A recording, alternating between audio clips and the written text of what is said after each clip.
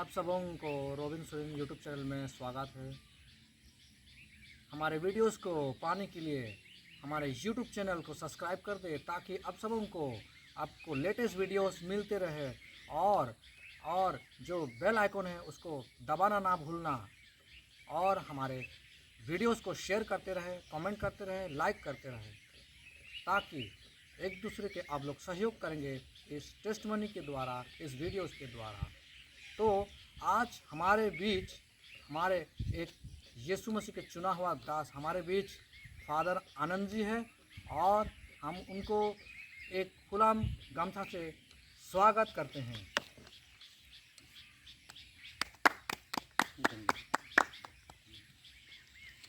तो इस समय हम ज़्यादा देर अपने वीडियोस को ना करते हुए हम फादर से बातचीत वार्तालाप करेंगे और मैं और हमारे व्यूअर्स फादर से ये जानना चाहेंगे।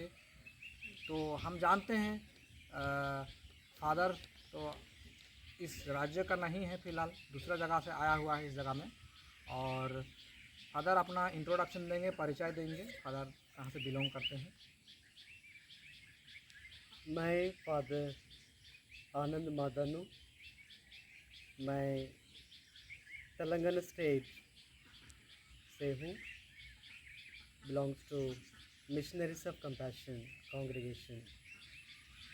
तो मैं पहले 2013 में मैं पल्ली में पोरनालपुर पल्ली में मैं शुरुआत से आया था, सहायक पुरोहित बन के मैं आया था। तो 4.5 साल मैं ये पल्ली में काम किया हूँ। फिर भी मेरे को बदलाव मिला। इसके बाद फिर भी दोबारा मौका मिला है ये जगह पर पोरनालपुर पल्ली में आकर, फिर भी तो लोगों को सहायता करने के लिए तो मेरे को मौका मिला है। तो इस समय में तो इतना अच्छा मौका दिया है रोबिन सुरीन को, मैं धन्यवाद देता हूँ। मेरे को इतना सुंदर मौका दिया है, बुलाया है और कुछ इंटरव्यू कुछ प्रश्नों पूछने के लिए और मैं भी जवाब देने के लिए मैं यहीं पर आया हूँ। बहुत बहुत फादर आपको अपने परिचय देने के लिए आपको सही दिल से हम धन्यवाद देते हैं। और हम ये जानना चाहते हैं फादर, आप जो पुरोहित बने हैं किसी इंस्पिरेशन के द्वारा ही होगा, किसी ने आपको उत्साह दिया होगा, किसी ने आपको कुछ कहा होगा। तो आपके राय हम जानना चाहते हैं, कहाँ से आपको ये उत्साह मिला पुरोहित बनने के लिए, सेवा करने के लिए। ये अच्छा प्रश्न है। हर एक व्यक्ति के जीवन में कुछ तो कुछ प्रेरणा मिलता है। भगवान ने सबको कई व्यक्तियों ने दिया है अलग अलग रूप से।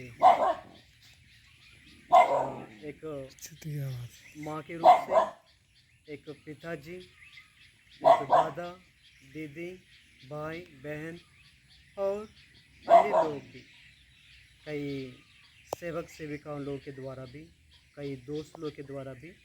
तो अलग अलग तरीक़ा से, अलग अलग रूप से प्रभु ने तो ऐसा अच्छे प्रेरणा देते रहते हैं। तो वैसे मेरे जीवन पर भी ऐसे बहुत सारे प्रेरणा मिला। तो मैं जब 4 साल के बच्चा था तो वही उम्र में तो मेरा आयो अब्बा तो मेरे को कॉन्वेंट में भेजा, कॉन्वेंट स्कूल में भेजा है। तो उसी समय तो बहुत सारे स्कूल्स नहीं था, मेरा बस्ती में हो, अगल बगल का बस्तियों में हो, नहीं था।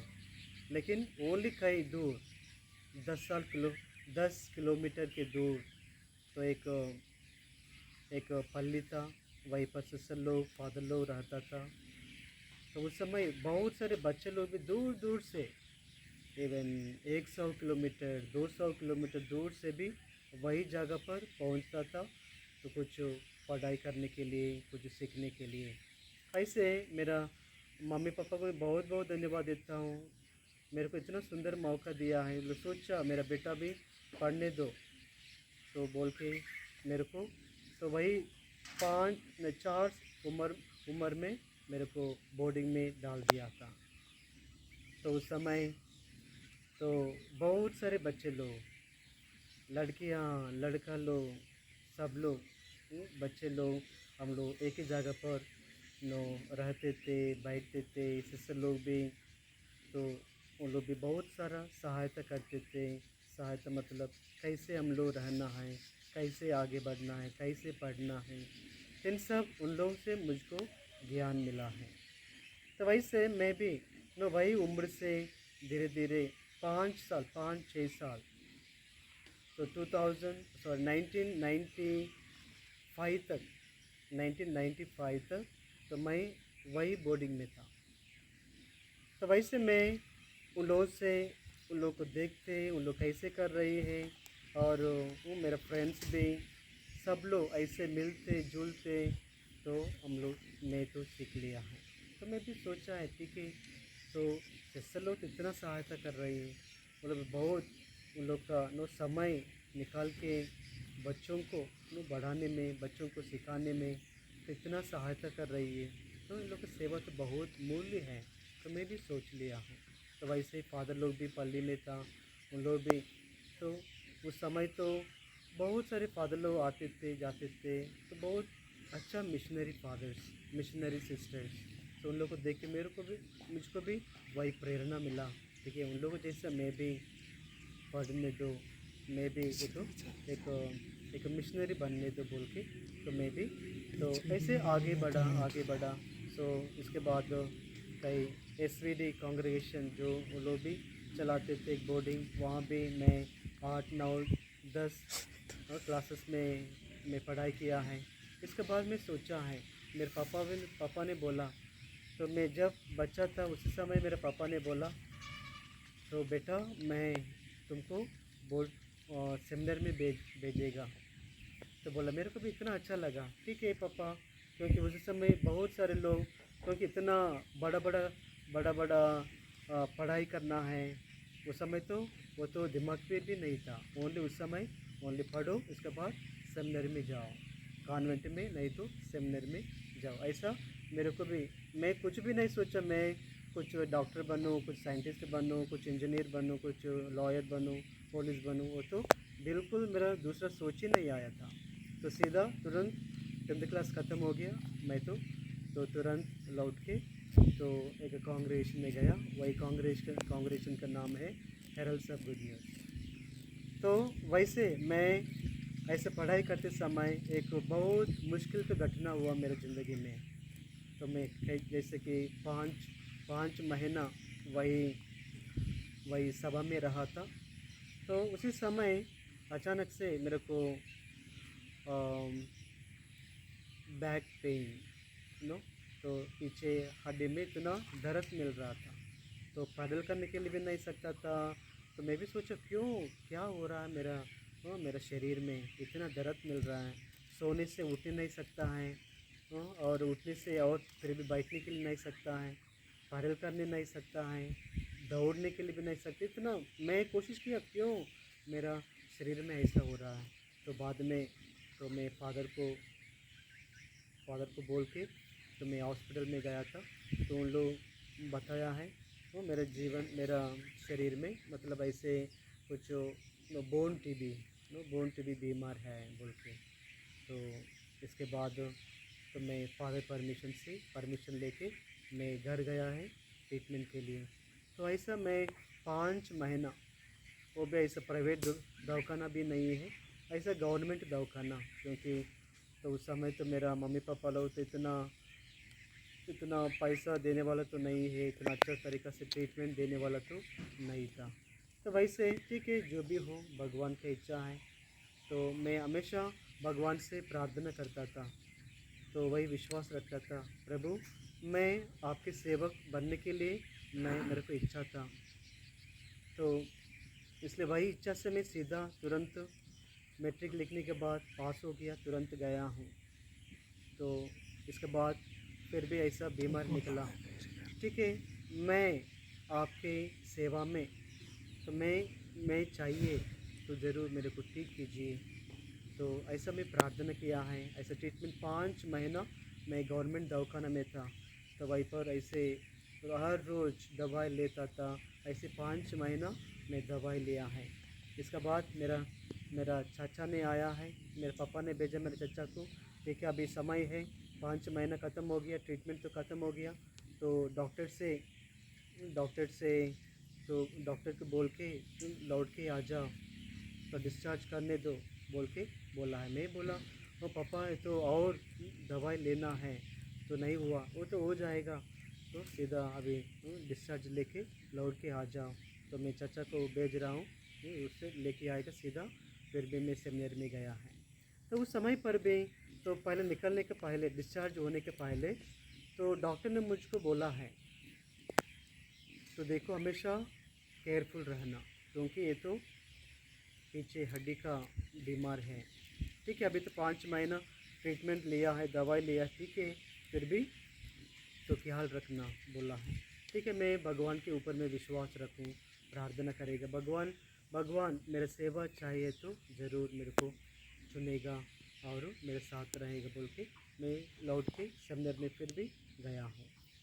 तो ऐसे गया, तो इसके बाद जो पढ़ाई चालू किया है, तो मैं सब चीज़ों में सब्जेक्ट्स में पास हो गया। तो ऐसे ऐसा मैं आगे बढ़ा। तो अभी इसी समय तक, तो कभी कभी ज़्यादा समय बैठने से तो कुछ तो दर्द तो मिलता है, लेकिन तो भगवान को मैं इतना धन्यवाद देता हूँ। तो अभी तक मेरे को तो इतना साल हो गया मेरे को बचा के रखा है। तो जो डॉक्टर ने कहा तो ऐसा जो ख्याल रखो, नुकसान होगा, पैडल मत करो, नहीं दौड़ो, लेकिन मैं नहीं सुना। लेकिन भगवान के ऊपर मैं विश्वास रख के मैं आया हूँ। तो अभी मैं सेमिनार में रहते समय पर भी मैं फुटबॉल खेला, वॉलीबॉल खेला, दौड़ा, इवन तो सेमिनार पढ़ते समय मैं चैम्पियन भी बन गया था। तो दौड़ते अलग अलग कॉम्पिटिशन्स में, तो मतलब तो हमेशा मैं सोचता हूँ भगवान मेरे साथ हैं, तो इसलिए तो ऐसा मैं आगे बढ़ा। तो अभी मैं तो भगवान के कृपा से, आशीर्वाद से मैं पुरोहित बन के 11 साल ख़त्म हो गया है। अभी तक मैं अरुणाचल में रहा, असम में रहा और साउथ में रहा, और कठिनाई जगह में मैं रहा, फिर भी मेरे को कुछ बीमारी नहीं मिला है, कुछ मलेरिया नहीं है, कुछ जॉन्डिस नहीं है। कभी कभी ऐसा फीवर तो मिलता है, लेकिन भगवान की कृपा से मैं ठीक हो जाता हूँ। तो ऐसे मैं अभी तक इसी समय तक मैं लोगों को सेवा में आगे बढ़ा। ये सब भगवान की कृपा है, भगवान का आशीर्वाद है। ठीक है फादर, आपने बहुत अच्छे से हमें समझाया कि आपकी परिस्थिति क्या थे। आप एक बचपन से आप इस बॉडी में पढ़ते थे, और आपने फादर सिस्टर लोग को देख के, जो लोग सेवा करते थे उनको देख करके अपने ज़िंदगी में भी आपने भी ठाना। और उसके अलावा आपके जो बैकबोन में या जो हड्डी में पीछे साइड में आपका दर्द होता हड्डी में, उसके वजह से आपने ईश्वर को प्रॉमिस किया, ईश्वर को आपने बोला कि आपको सेवा के लिए इस्तेमाल करेंगे, तो आप सेवा में रहेंगे। और उसके अलावा आप परमेश्वर ने आपको ठीक किया। धन्यवाद देते हैं आपको अपने सेवा के लिए, आपके इंस्पिरेशन के लिए। मैं उम्मीद करता हूँ हमारे दर्शक भी आपके वीडियोस को देख करके वे लोग भी प्रेरित होंगे। तो मैं आपको एक और सवाल करना चाहूँगा, जो आजकल जो पुरोहित बनने के लिए लोगों के पास क्या क्वालिटी होना चाहिए? बहुत सारे लोगों के पास हमने सुना नहीं है कभी कि किसी को रिजेक्ट हो जाता है, और उसमें क्या कुछ गुण होना चाहिए मतलब पुरोहित बनने के लिए? तो अच्छा प्रश्न पूछा है, ये तो बहुत अच्छा सवाल का प्रश्न है। तो इसमें देखो, तो पुरोहित बनने के लिए तो एक अच्छा मनुष्य रहना चाहिए, वही सबसे बड़ी क्वालिटी। मतलब जब इंसान लोग, जैसे कि भगवान ने बनाया, और हर एक धर्म में कहा जाता है, ये धर्म बोलेगा सत्य से आगे बढ़ो, दूसरों को सहायता करो, प्रार्थना करो, अच्छे से बातचीत करो, गुस्सा को कम करो, इन सब को जो विरुद्ध चीज़ें इन सबों को हटाना है। तो वही है। तो सबसे पहले एक अच्छा मनुष्य बनना है। तो इसके बाद अभी एक पुरोहित बनना है तो सबसे पहले एक अच्छा इंसान बनना है। तो इंसान का क्या क्वालिटीज़ क्या है? हम सब इंसान हैं, हमको जानते हैं। एक परिवार में रहने से तो तो आयो अब्बा मतलब माँ पिताजी बच्चों को कैसे देखना, कैसे संभालना है। तो हर समय हर दिन तो मुश्किल तो रहेगा, क्योंकि बच्चे तो बच्चे हैं, इन लोग तो खेलते हैं। कभी कभी जो बोलते हैं, जो मम्मी पापा लोग बोलेगा तो आवाज़ तो कभी कभी नहीं सुन पाएगा, कभी कभी नो मुरम की वजह से भी तो नहीं सुनेगा, नहीं करेगा भी है। तो वो तो अलग बात है। तो ठीक है, उस समय तो मम्मी पापा लोग तो कुछ डांटेगा, बोलेगा, गालियाँ भी देगा, वो भी अच्छा बनने के लिए। लेकिन ऐसे पुरोहित बनने के लिए तो हर एक बच्चा हो, लड़का हो, लड़की हो, इवन बड़े आदमी लोग भी हो, मतलब तो पुरोहित बनना है तो एक सेवक बनने के लिए है। तो क्या करना है? मेनली अच्छा क्वालिटीज़ क्या है? ट्रूथफुल रहना, सिंपल रहना। तो घमंड घमंड से नहीं जीना। जब दिल का अंदर घमंड रहेगा तो कभी भी आगे नहीं बढ़ेगा। और इसके लिए तो बी फ्रैंक, बी ओपन। तो ओपन माइंड होना चाहिए। और तो मैं पहले बोला था, सब धर्म सिखाते हैं, हर एक धर्म में कुछ नीति नियम है नो।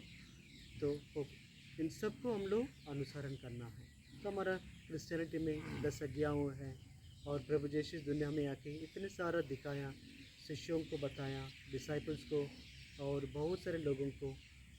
तो अलग अलग तरीक़ा से एग्जाम्पल्स देते वो उसका जीवन से सिखाया है। डरो मत, मैं हूँ आप लोगों के साथ। तो ऐसे प्रभु ने लोगों को बताया। लेकिन देखो शिष्य लोग भी, वो लोग भी क्या क्या क्वालिटीज़ था। कोई लोग गुस्सा करने वाला आदमी लोग था, कई टैक्स कलेक्टर्स भी था, और कई तो मीन्स कई बिट्रे भी किया है, जूडस ने बिट्रे भी किया है, विश्वासघातक किए हैं। तो ऐसे तो डिसाइपल्स और अपोस्टल्स, इन लोग भी, उन लोग का जीवन में अलग अलग बैकग्राउंड से है। तो सब लोग एक ही नहीं थे, लेकिन जब प्रभु को समझाया, प्रभु का अनुसरण किया, तो उन लोग का पूरा दिमाग बदल गया है। तो वैसे हम लोग भी देखो, हम लोग चर्च में जाते हैं, घर पर परिवार की प्रार्थना करते हैं, बाइबल भी पढ़ते हैं, खोलते हैं, तो इसमें इतना अच्छा चीज़ों ही है। बाइबल जहाँ भी खोलो अच्छा चीज़ें मिलेगा। कई लोगों के उदाहरण से, जीवन के उदाहरण से हम लोग देखते कि हम लोग भी ऐसे हैं। अभी फिर भी हम लोग को मौका है, हम लोग भी बदलेंगे, पाप को तोड़ेंगे, पाप को हटाएंगे, तो अच्छा जीवन जिएंगे। अभी भी हम लोग पश्चाताप करने के लिए मौका मिलता है। तो इसे तो पश्चाताप करके अच्छा जीवन बिता सकता है। तो इसी के लिए फादर बनने के लिए तो सिंपल रहना, अच्छा क्वालिटीज़ रहना, अच्छा से जियो, दूसरों को सहायता करो, प्रार्थना करो। तो वही सिंपल क्वालिटीज़ चाहिए एक पुरोहित बनने के लिए। ठीक है फादर, धन्यवाद देता हूँ। आपने सुंदर रीति से अपने हमारे दर्शकों को समझाया, हमारे व्यूअर्स को समझाया, उसके लिए धन्यवाद देता हूँ फादर। मैं आपसे एक और प्रश्न पूछना चाहता हूँ। हमें बहुत सुनने को मिलता है पॉलिटिशियंस के द्वारा, स्पेशली जो हमारे मसीह भाई लोग हैं, हमारे मसीह बहन लोग हैं, जो धर्म परिवर्तन करते हैं, उसके अलावा धर्म परिवर्तन करने के लिए वे लोगों को कुछ देते हैं, पैसा देते हैं, धन दौलत देते हैं। या कितना सही है आपके लिए, क्योंकि आप एक पुरोहित है, आप सेवा करते हैं, तो क्या आपके साथ भी ऐसा कुछ हुआ है?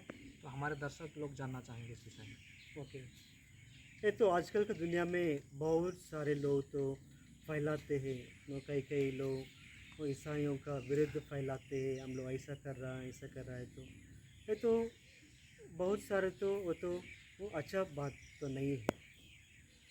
एक धर्म को तो गिराना, लोगों को गिराने के लिए तो बहुत सारे कुछ बोलते रहे।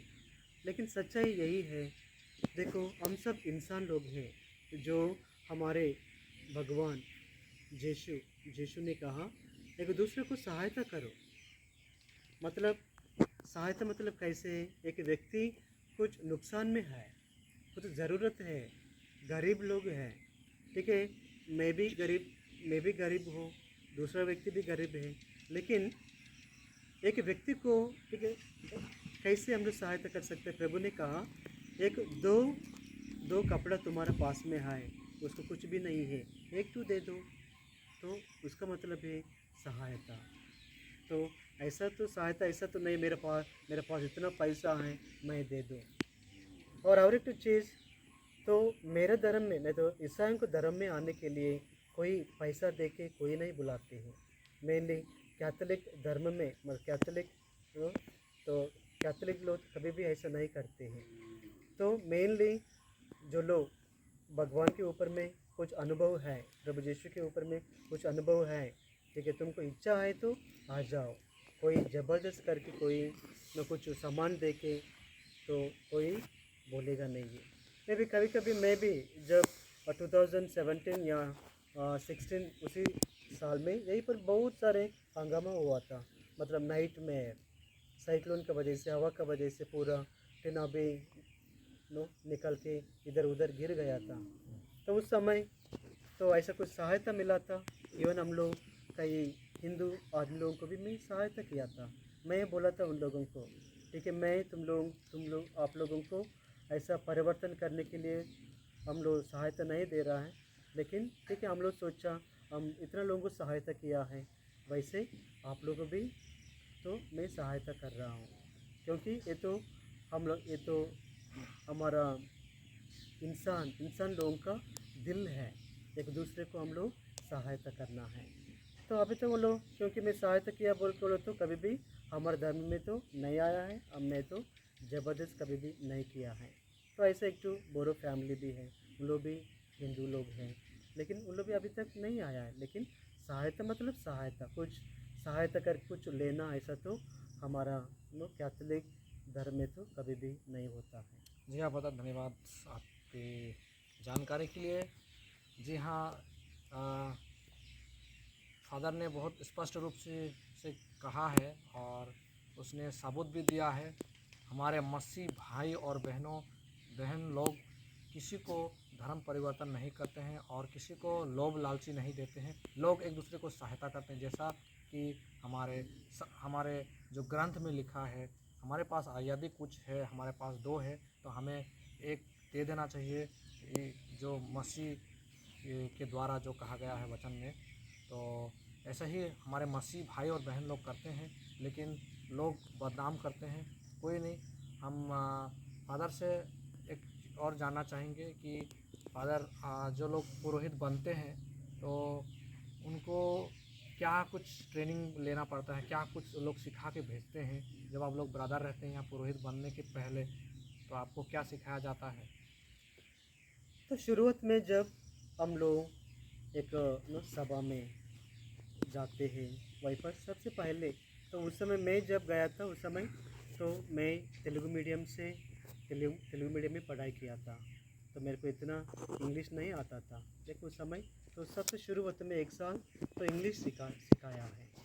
तो इसके बाद तो सीनियर सेकेंडरी +1 +2 11 12 तो वो पढ़ाई किया है। तो साथ साथ भी उसी समय तो ग्रामर पूरा इंग्लिश सिखाएगा।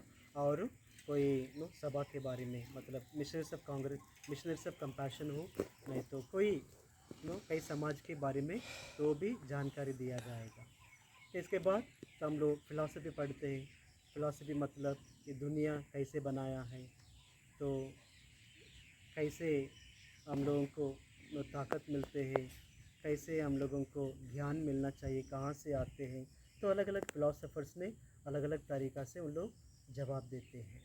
तो वही तत्वशास्त्र फ़िलासफ़ी, तो वो ख़त्म होने के बाद हम लोग साथ साथ भी हम लोग तो डिग्री भी करते हैं 3 साल, ओके, ऑटोनमस, तो सेकुलर स्टडीज़। तो इसके बाद हम लोग रीजेंसी के लिए जाते हैं, एक साल का एक्सपीरियंस के लिए जाते हैं।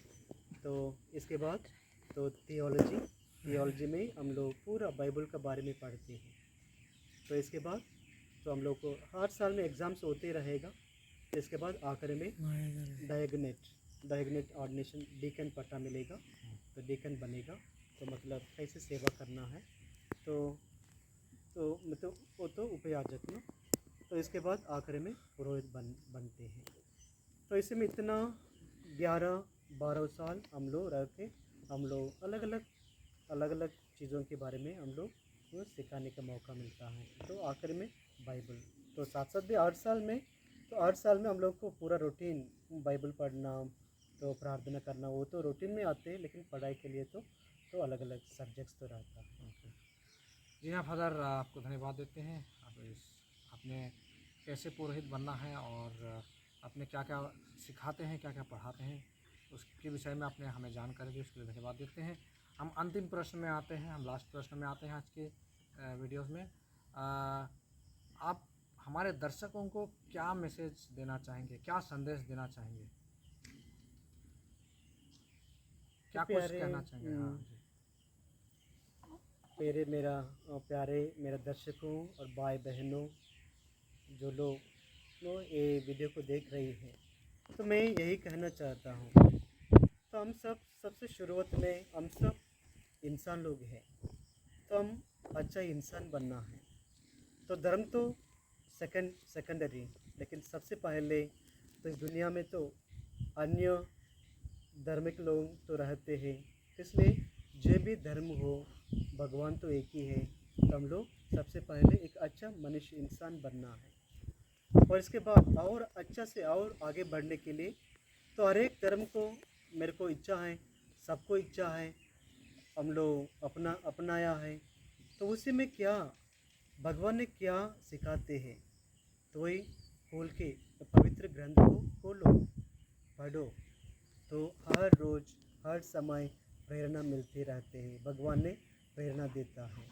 तो इसलिए तो वही प्रेरणा से आगे बढ़ो। जब भगवान के लिए सबसे पहला स्थान नहीं देगा हमारे जीवन में, तो हम लोग ठीक से आगे नहीं बढ़ेगा।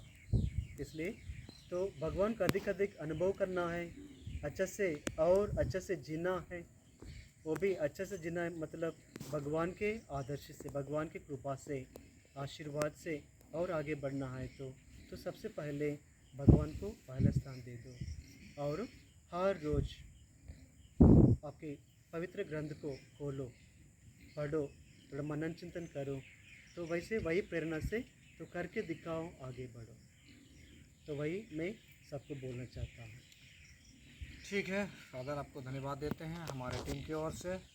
और फिर कभी आपसे मुलाकात करेंगे और फिर आपसे बहुत चीज़ें, हमारे दर्शक अगर कमेंट बॉक्स में कुछ पूछेंगे तो फिर से आपसे फिर से हम वार्तालाप करेंगे, फिर से आपको से हम इंटरव्यू लेंगे।